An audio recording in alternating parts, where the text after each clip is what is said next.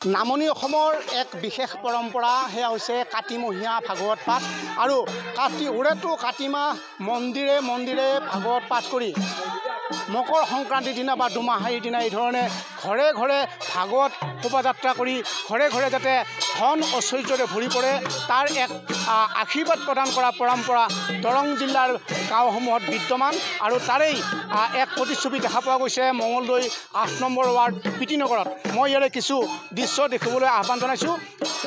আয়তীসকলে হৰিণ নাম কীৰ্তনেৰে প্ৰতিঘৰ মানুহৰ ঘৰে ঘৰে এই ধৰণে ভাগৱত শোভাযাত্ৰা কৰি প্ৰতিঘৰ মানুহক আশীৰ্বাদ প্ৰদান কৰা পৰিলক্ষিত হৈছে।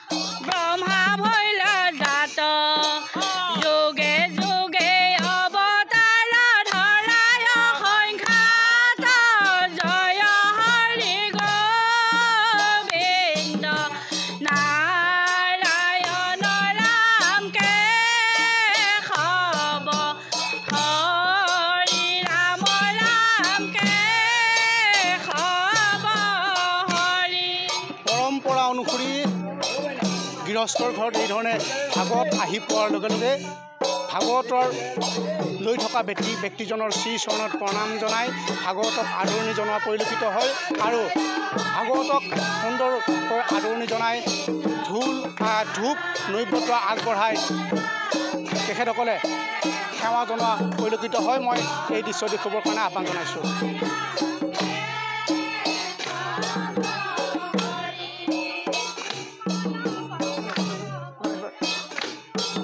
মই বিভিন্নজন ৰাইজ আছে, মই তেখেতসকলৰ পৰা মন্তব্য ল'বৰ কাৰণে চেষ্টা কৰিম।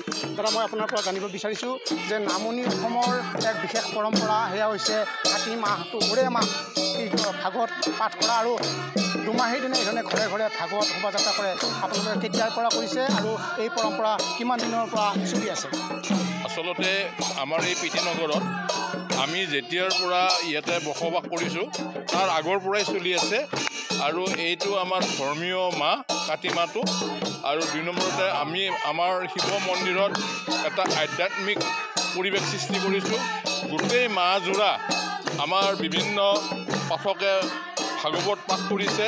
সুন্দৰ আমাৰ মানুহৰ এই তাত মানে যিটো যোগাযোগ মানুহৰ যিটো তাতে আদান প্ৰদান যথেষ্ট দেখিবলৈ পোৱা যায় আৰু আমাৰ মাহ প্ৰসাদ চলে আৰু ধৰ্মৰ ওপৰত বিস্তৃতভাৱে আলোচনা কৰা হয়।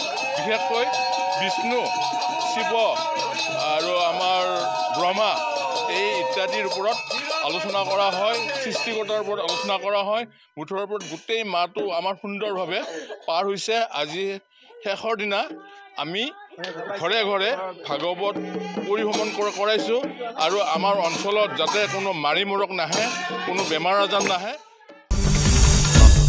আসাম টক্স, আপোচবিহীন অসম কণ্ঠ।